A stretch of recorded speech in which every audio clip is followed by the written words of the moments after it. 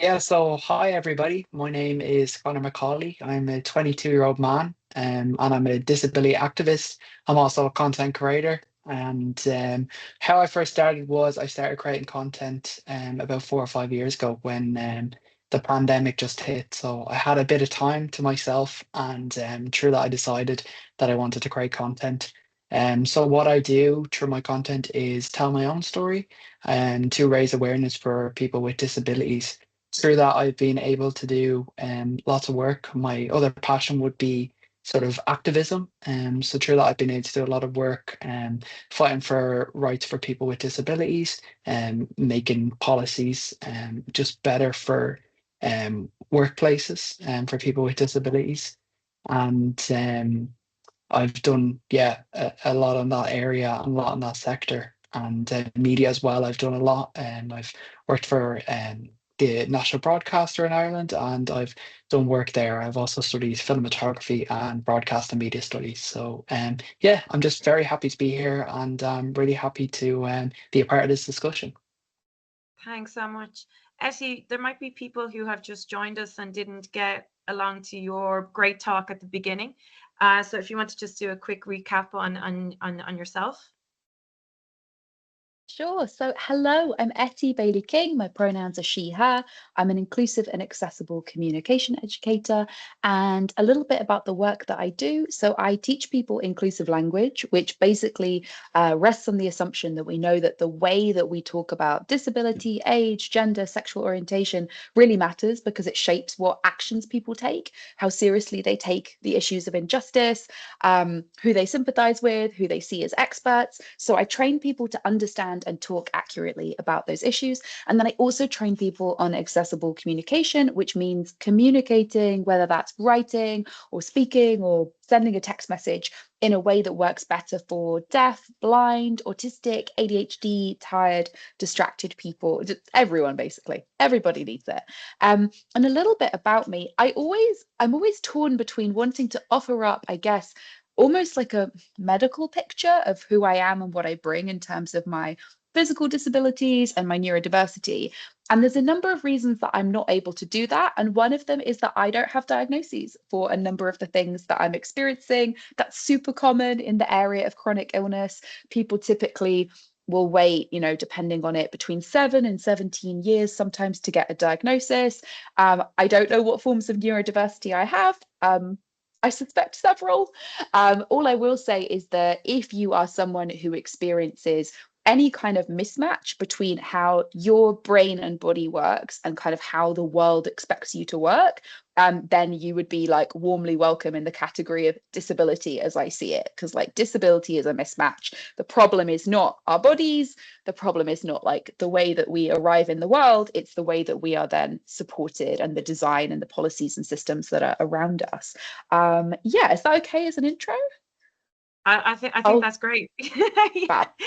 And I saw Connor was reacting there as well, and um, you know, applauding some of the things that you said. And you mentioned earlier in your talk about even using, when we talk about ADHD, using that word disorder, and that perhaps we shouldn't. And it's not a disorder; it's a neurotype. Um, which is not something that I actually heard of how we could frame it, but it actually seems to make a lot more sense.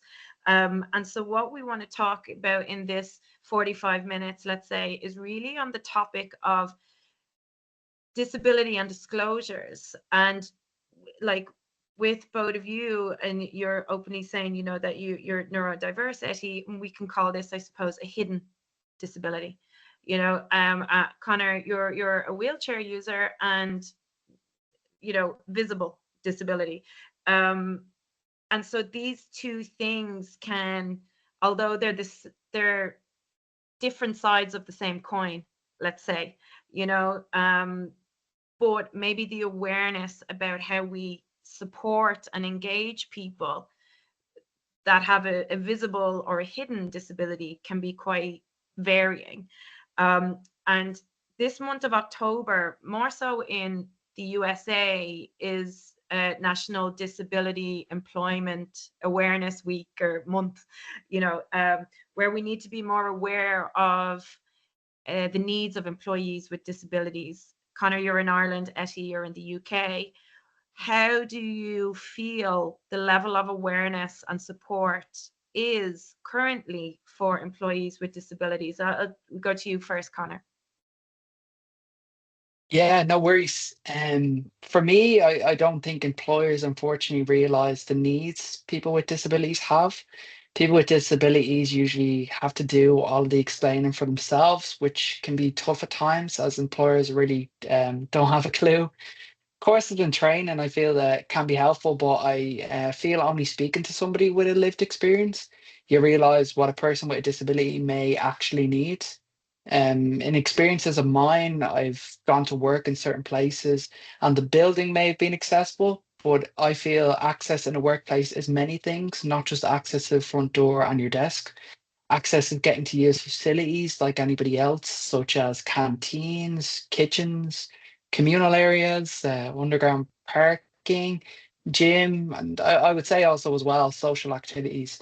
Employers, they do need to think as well, I think this is a big one, of evacuation plans for people with disabilities.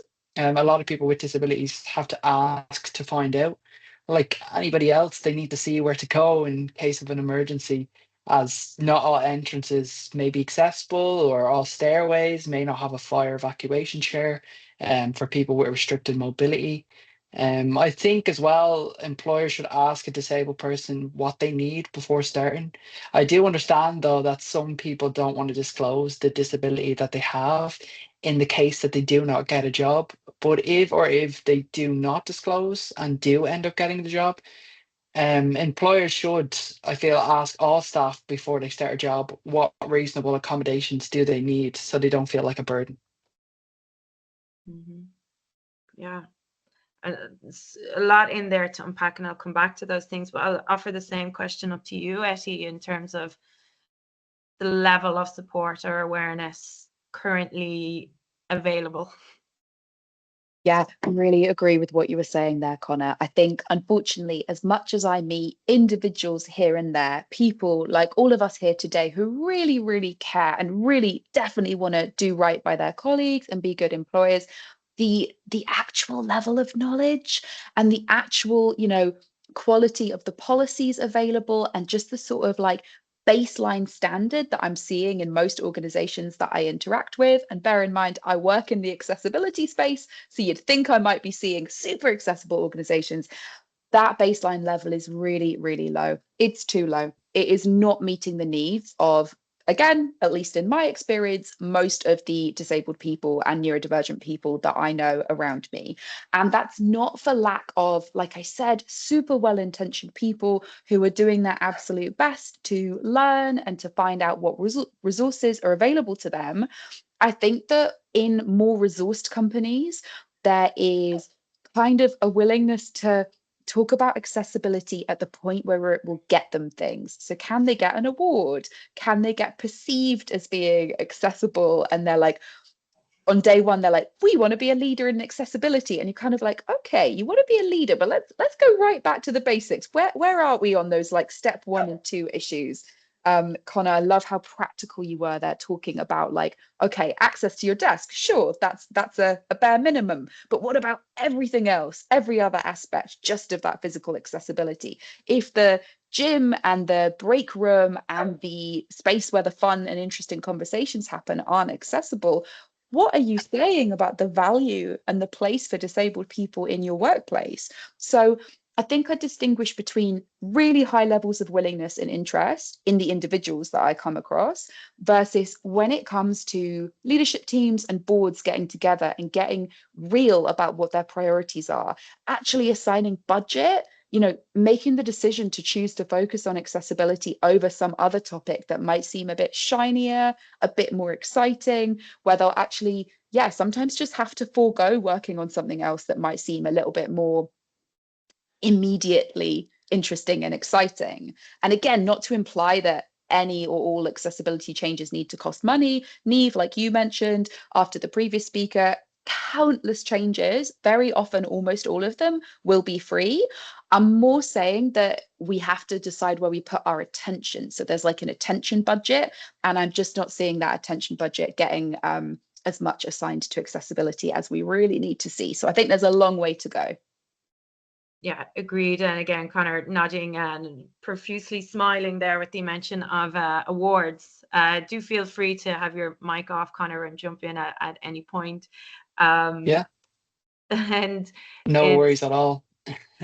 I think there is a lot of nodding and smiling, and we have mentioned, I think there are companies trying to do better, right? And there's people here today, and that's the reason for it, that they're trying, or they're wanting.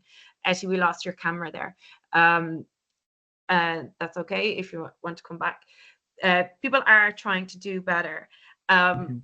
And I suppose one of the reasons for this network, Leaders for Accessibility, is something that I noticed was that when we talk about accessibility, it very much goes to the idea that it's just about allowing a wheelchair into a building. And there's not that follow on joined up thinking about the canteen, if it is accessible. You Mhm. know, there's the social events. That's another thing. We're coming into maybe the Christmas period, the holiday Yeah, season.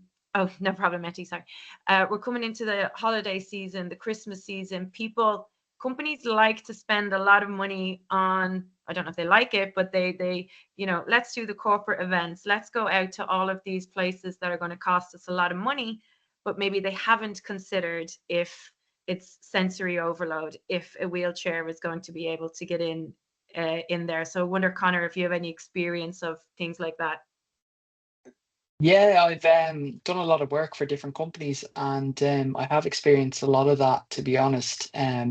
More so like it's just an afterthought. Like also disabilities, and we're very much an afterthought when it comes to activities. Um, in places that I've worked, people have come to me and said, "Oh, we have this on," and I would actually read into it, and I'd go to my manager and say, "Here, look, is this wheelchair accessible?" And my manager would say, "Oh, we don't know." And so I think it should be really in the conversation when companies are planning these events to say, "Here, look, we need all our employees to attend, or if our employees would like to attend." To make sure that they are actually able to go to these things and not feel like they have to ask. It should just be a normal thing that's sort of included in these events, because it can be very stressful. And not knowing if it's going to be accessible or not, or even having that conversation with a manager can be stressful, because you don't know what the outcome will be. It could either be a good outcome or a bad outcome. Yeah, you're actually then being excluded from the events, the activities, right? You know, and especially even if we work in a remote world, and maybe these activities are about getting people together, if you're not able to go to the gathering, um you're actually being excluded anyway, even though the company have employed you with the best intention. That intentions only go a certain distance, really. You know, I don't know if you comment to add to that, Eddie. Yeah, I'm again nodding along fiercely with so much of what you're saying there, Connor.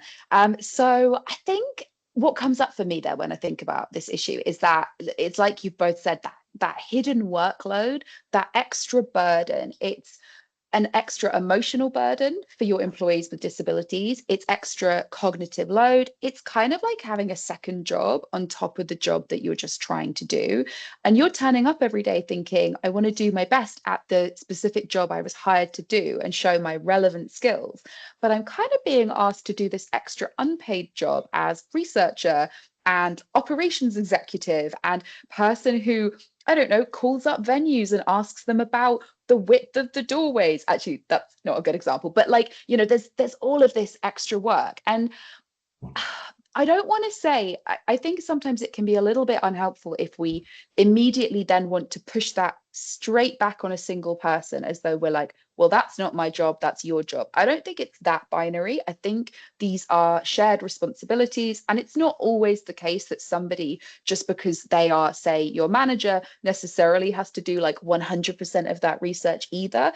It will be about sharing it between relevant people. Actually, maybe your manager just really is not a research person and they're like, okay, someone else in the team, whoever's planning the event, we've agreed that if you plan an event, it has to be accessible. We've agreed that that's not like an add-on, that's just part of having a functional venue for our Christmas party or our team building exercises, so that it's built in and like baked in to whether we consider something like doing its job. I always say this about like social media posts. If you put a video on social media and it doesn't have captions, for example, I wouldn't say that it's a video without captions. I would say it's a video that's like not working, because it's just not going to work for everybody who's trying to engage with that, like including deaf people, hard of hearing people, just like neurodivergent folks like me who really need captions, otherwise we just don't know what's going on.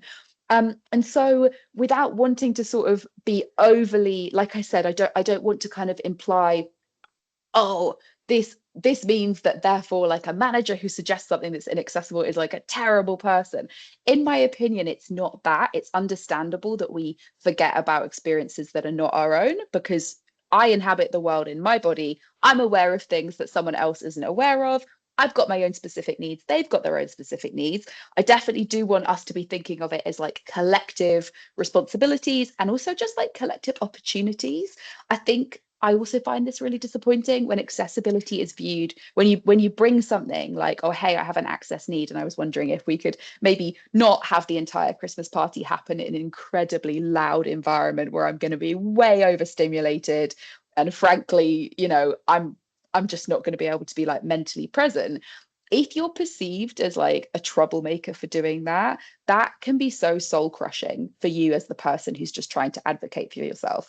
Whereas if you can create a culture of like, please feedback, we'd love to hear what you think. And then you can be like, oh, so sorry, yeah, that wasn't accessible. Let's figure out an alternative. So kind of being able to treat this simultaneously with seriousness, because it really, really matters if somebody can't come to a team building event. That has huge professional implications. It really, really matters. But can we also treat it with lightness so that it's not, we don't become super defensive and fragile when somebody tells us that we have made a bit of an accessibility error there? We're like, okay, thanks for letting me know. I'll fix that. I'll do better. I'll work with somebody else to sort it out. Definitely. I think that the both of you have touched on 2 points. In there, a really important one is that the person with the disability has to advocate for themselves and say, oh, afterwards, hey, did nobody think that? And I think what is really important here, and again, is something that we're trying to promote with these sessions and also the Leaders Network. And also we're going to be setting up a community network for anybody in the organization, because I've been in touch with employee experience managers before, and I've said, hey, we're hosting an event about accessibility. And she said, oh, the accessibility engineer is John. You should invite him. And I was like, yeah, but he's an engineer. You work with the employees. You're the employee experience.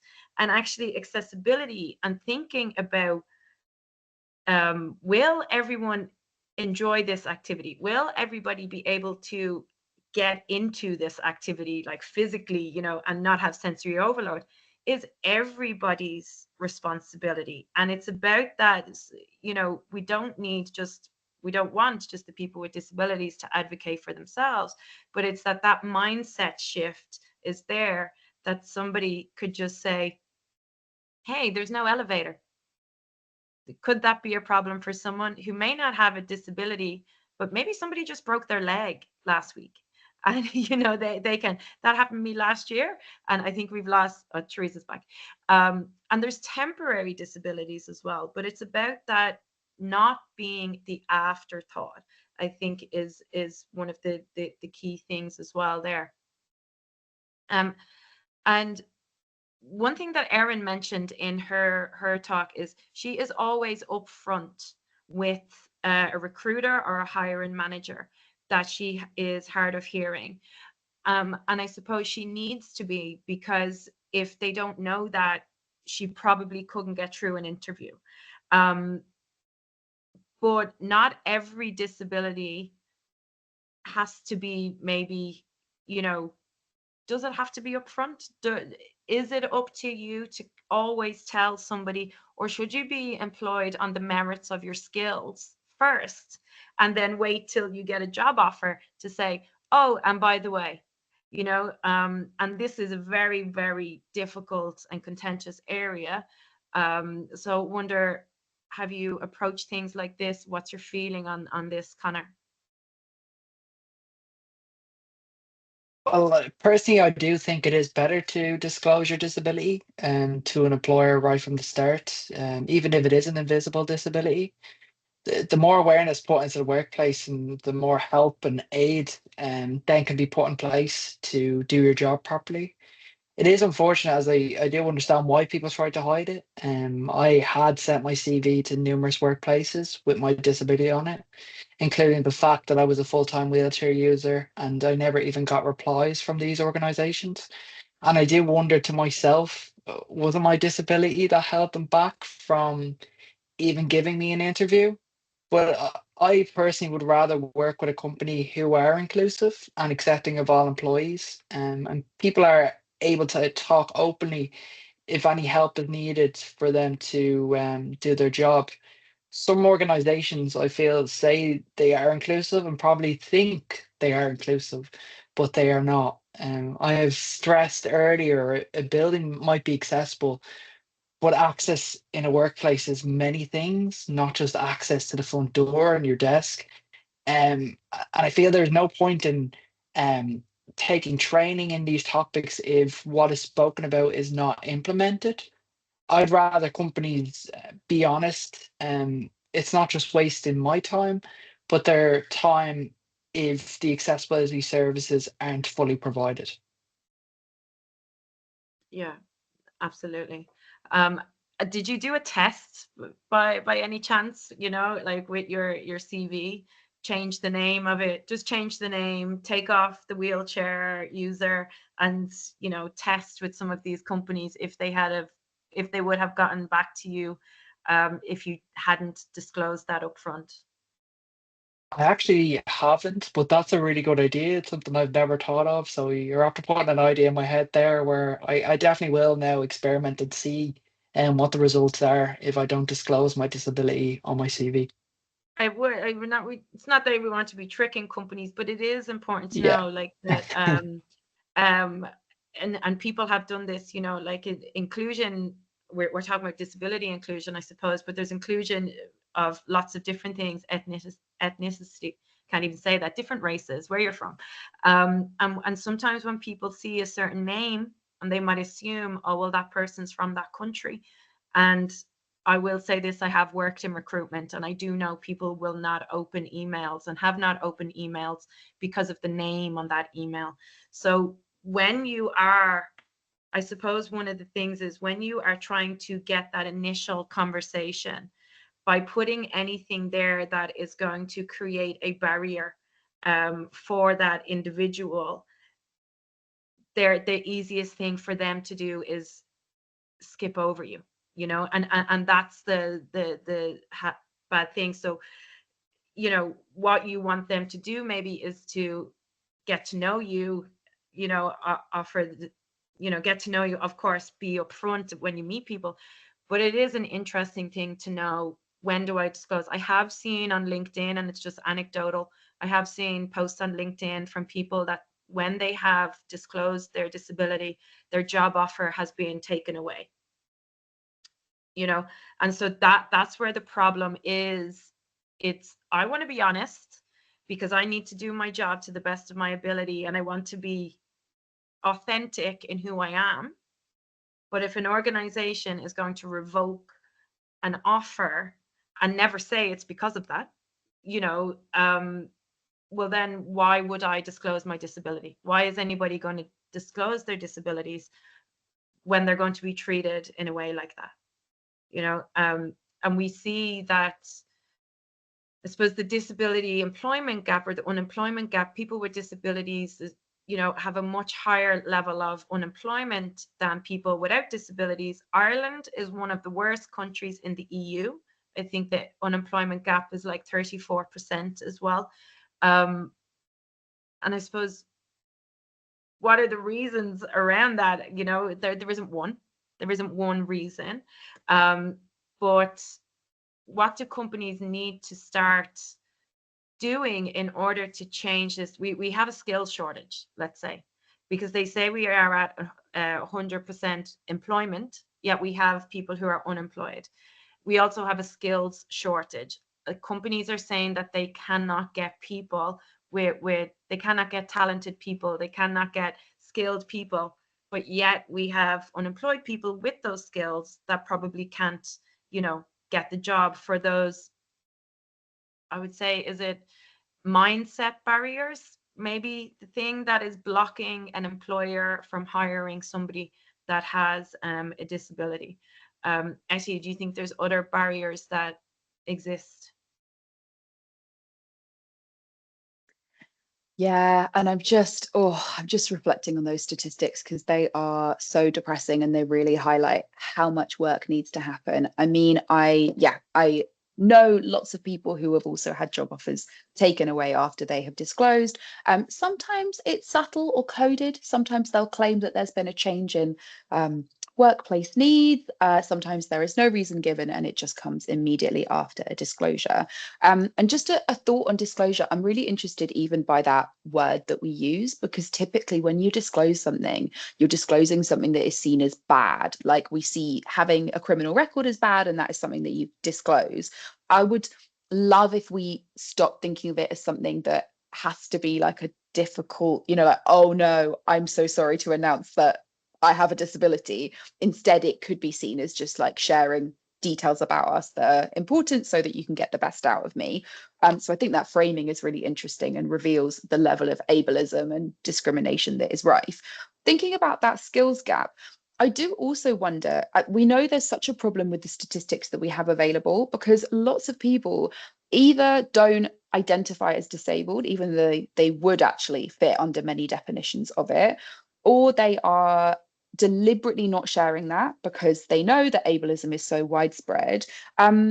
Or someone like me who doesn't know what categories they fit into or where to situate themselves and knows that they have, definitely things that might be under that category, but it's hard to put labels on them. So I guess I want to add that I think sometimes when we're looking at the stats and we believe that we have a sense of how big the challenge is, also to bear in mind that sort of taking it with a big pinch of salt and recognizing the challenges are often even bigger than we think, because there are so many issues with getting accurate records of something that is so incredibly stigmatized.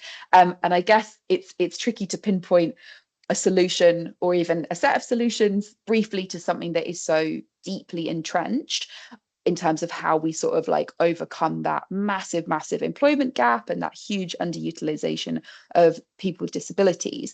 I think it probably starts with smaller changes than we might imagine. I do see like tiny changes in in the ways that we recruit having quite big impacts. I've actually got a free resource on this, how to write inclusive and accessible job descriptions and how to do accessible recruitment, if anyone is interested in it. Some of the steps are really quite basic. Some of them are very complex and involve like massive changes to the way that we gather data and how we do making accommodations and all of that. But some of them are really small, and they just include like formatting your job description so that it's accessible to people who use screen readers, for example. So I think it can be a mixture of small and big changes. Yeah, absolutely. And I think we have some comments there. And please do share in the comments any experiences you've had, even anecdotal ones, things that you've heard. But we have a message there from Daniel who said he was advised not to disclose disability for fear of being left out of consideration. And that was a stark moment of reflection. And that's, yeah, absolutely. And I think you don't want to start off not being authentic to who you are. And Etty's shared her guide there as well. And actually, in the talk later on today, 4:30, I'll be talking about looking a little bit deeper at the job application process. and how that itself can just be a barrier. So some of these barriers that we may put there can be really unintended. I've asked companies recently, how many employees with disabilities have you got? And they, like in a company of 600, they said three. I was like, well, you don't. You statistically, you don't. And they're not asking, or they don't want to know. But also it could be that unintended issue that people with disabilities were locked out of the process from the beginning, and that can be screen readers, can be cognitive disabilities, especially if the application process, fill out all of your details, then write a cover letter, then now add 100 more details about and it's just too much for a lot of people. Um, some people require proof of disability. Not sure, Connor, you're nodding. Have you heard of that? I didn't know that anybody needed proof. I have heard of that before. It's awful. I know somebody who was actually in a situation where they had to prove their disability, and they had an invisible disability, and for so the company could not see their disability. They didn't believe them that they actually had a disability, and yeah, they had to send in a medical report to that company, which is awful. In this day and age, I can't believe there's still stuff happening like that in 2024. Wow. We have a positive message there from Kate, taking the decision 30 years ago to be upfront about her disabilities and tell employers. It took a while, but I got there. And I would say that that's great. That's super as well. But it took a while. But there might be some people that don't have that resilience. Etty, you touched on a very long word in your last talk. Maybe people with ADHD, that rejection. What was the name you gave to it? Sorry to the interpreter, we'll have to do it again. What was it? Rejection, sensitivity, dysphoria. So feeling rejection really keenly and strongly. Yeah, exactly. And that is probably something that I'm really enjoying how he's interpreting this as well. And Erin touched on it, that she's over it now. She's like, I'm very happy to say that I have hearing loss. This is what I need. And it takes maybe doing that a few times with some companies to find the company that is going to be like, cool, we can help you out with that. But if you're the type of person who's going to get disappointed in the early rejections, it can be hard to continue on. So for Kate as well, like, well done for continuing. But I think it does show that there is still work that needs to be done on the side of the person with a disability, which is what we're trying to change. And I suppose some things have changed in the last few years for people with disabilities getting work, one of them being the pandemic. And the pandemic giving so much more opportunity to people for being able to work from home, not having to deal with those access needs. We mentioned there's some of the old buildings in New York. We have a lot of buildings in Dublin that they say can't be changed because they're old and they can't have an elevator in them. And one thing you mentioned as well, Etty, that working from home has been absolutely excellent for my career. And so we now have that the mindset of organizations is changing. Amazon have come out to say that everyone has to be back in the office for 5 days. What is this going to do for people with disabilities that maybe have found work because of it? And now it's like, well, you just got to come in or you're going to lose your job. I'll go to you first, Connor. Yeah, in my case, I'm not a huge fan of working from home, and I will explain why. In Ireland, I feel it is harder, as a lot of people in their 20s and 30s are still living in their family homes. Um, there should be an option, though, providing that they're doing the same job that they can at home as they do in the office or workplace. Some disabled people do also have barriers such as access to accessible transport. Some people struggle to get PA hours to help them get into work. In my case, I feel my mental health does suffer a bit more from going from my bed to desk. I understand that travel can be a nightmare for disabled people, but personally, in my experience, I benefit from meeting people face to face, and I also enjoy the social aspect of being in a workplace. We are all different, so that's why I think the option should be given to us all if we want to go in or if we want to work from home, and that should be an option. I feel I can do my job better and thrive more, but it is finding the right balance that suits the individual, providing that they have the facilities at home to do their job well. Yeah, it's really interesting how we all work differently because actually for you it's a different experience. Yeah, it's so interesting and so valuable hearing other people's perspectives because honestly, I think working from office, and those are like three of the worst words in the English language for me, just disaster. And it's really helpful getting reminded that people are different and people have such different wants and needs.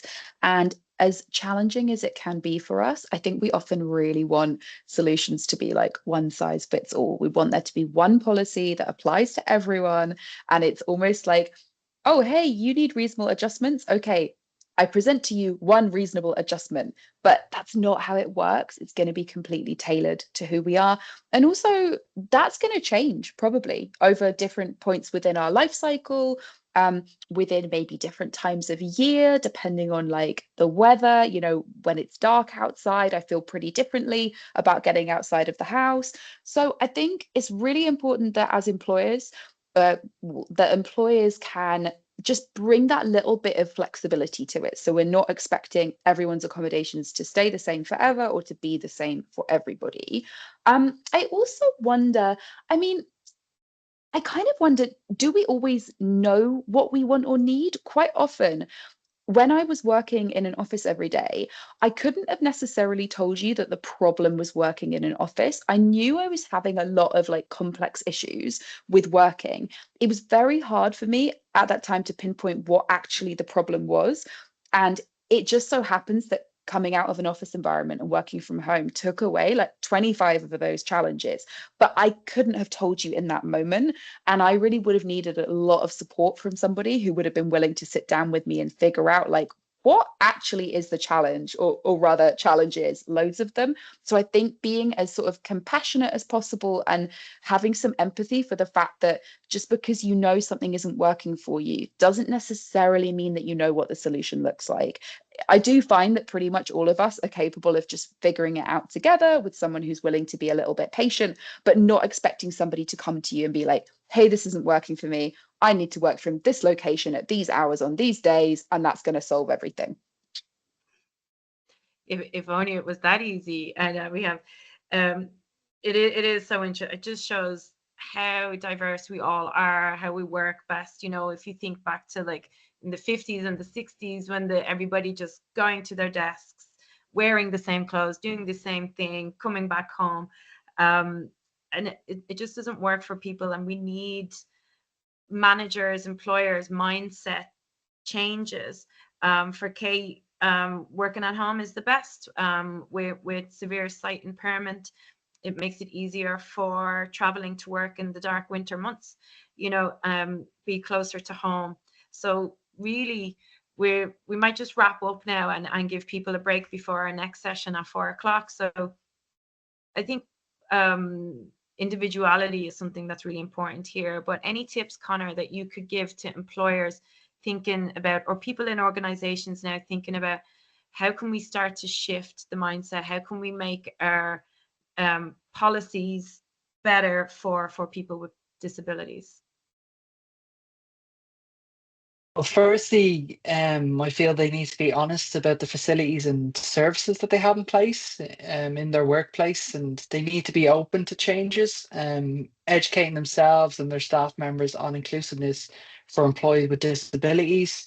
It's so difficult to start in a new job when you enter a building and things aren't put into place, and you have to start looking and asking for these needs. Starting a new job, is already very stressful enough without all these added pressures. Listening, I feel, is key to a person with a disability. Listening to a person with a disability, I should say, as they have the lived experience. There needs to be more awareness of grants as well, and the funding to employers who employ people with disabilities, and how long it can take to have these things put in place, because this funding can take a very long time. I also feel it's very important, if you do work in an office space, to hire somebody who may be an expert, such as an OT, and check the building for accessibility. Because I know I've been in certain roles, and I've been sort of the one tasked with checking the accessibility of a building. But I'm already working and doing my own job, and not all one solution fits everybody. So my solution could be different than somebody else's. So I feel that they need to get in somebody, even if that is once a year, say, so the changes can be compliant with new regulations. There should be as well, I feel like a go-to person to help employees if they're struggling with their mental health, as this can also prevent them from doing the best they can in a workplace. If this is an in-person or an online approach, either would be good. And if a person may be working from home, and the employer should be able to facilitate maybe a desk chair or equipment that are suitable for the employee to do their job. The employee might have to link in with a specialist supplier to for equipment for people with disabilities when working from home, not just the usual people they may use. An example would be, I would sort of benefit from having a high-rise desk, but some companies may not offer this to staff, if not they have a disability, which can put us out of pocket. I do understand some companies don't offer these options, but if a company does, I feel like they should really cater to people with disabilities as well, just as anybody else in the company. Mm. Yeah, great points. Thanks so much. Really No worries. to hear that perspective. And for you, Etty, then a few tips for employers for a more inclusive working environment. Everything Connor said, just all of Mhm. that, yes. And I would just add one other thing. I think it's a sort of mindset tip, which is when someone comes to you with information, disclosures, requests for change, to try and welcome that and be grateful that they feel like they can share that with you, and not see it as an attack, and not see it as like, it means you're a bad person or a bad employer. I think all too often many of us get kind of defensive, a little bit fragile if someone brings us constructive criticism, not even criticism, right? Just an ask. And the more that we can depersonalize that criticism or challenge and see it as like, we're all in this together, we're all collaborating to make this workplace better for me, for you, for all of us, and not go into a place of self-judgment and defensiveness and like, oh, why are you telling me that I'm a terrible person? Because it's not that. We're all just trying to get along better and do our jobs better, and generally just focus on the good things, the things we care about and want to be doing. I don't think any of us really want to be working that extra shift, doing that sort of second job outside of a job that is already hard enough. So yeah, it would be to kind of like depersonalize criticism and try and just welcome that sort of like constructive ask and challenge when it comes. Yeah, I love that. And it's just a nice way to even wrap up that somebody had mentioned there that you have to prove, you have to give doctor's notes, you have to see if HR, the person in HR, deems your request reasonable. But to have a welcoming response to someone, it's just because they want to do their best, and that's all anybody wants to do is their best. And if we can provide the environments for that, then ultimately there will be better business outcomes and all of those things. So I think there's lots of fabulous tips in here as well, and I think it does start with mindset. And I think everybody here that's on this call, or the people that attended, people want to do better. They just don't always know how, don't always know what to do. And I loved a lot of Erin's tips as well that were free, like don't sit in the window because the glare on your face, something like that. We don't think of these things. And it just takes hearing it once for us to then realize. And I think sometimes we walk around with our eyes wide shut But when we hear the voice of the people with the lived experiences, once you see it, you can't unsee it. So I'm sure everybody at their Christmas parties now is going to be looking, you know, would there be sensory overload? Can everybody get in here? Is it inclusive? So look, I want to thank you both so much for this. I will turn off the screen and we'll take a 10-minute recess